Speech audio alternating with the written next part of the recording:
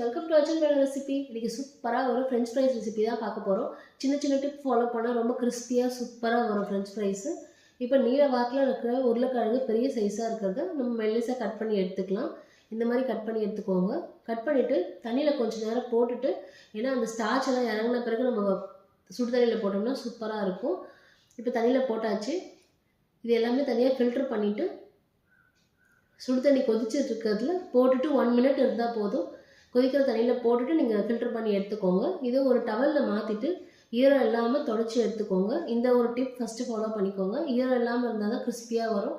இப்போ கொஞ்சமாக கார்ன்ஃப்ளவர் மாவு அதில் ஆட் பண்ணிவிட்டு நம்ம நல்ல எண்ணெய் பாயில் ஆன பிறகு இது உருளைக்கிழங்கு அது உள்ளே ஆட் பண்ணிவிட்டு எடுத்துகிட்டு மறுபடியும் சூடு ஆறின பிறகு செகண்ட் டைம் போட்டு எடுத்திங்கன்னா தான் வந்து கிறிஸ்பியாக வரும். இந்த ஒரு டிப்பை ஃபாலோ பண்ணிங்கன்னா சூப்பராக ஒரு ஃப்ரெஞ்ச் ஃப்ரைஸ் வீட்டிலே டேஸ்ட்டாக ரெடி பண்ணலாம். கண்டிப்பாக நீங்களும் ட்ரை பண்ணி பாருங்கள் ஃப்ரெண்ட்ஸ். தேங்க்யூ.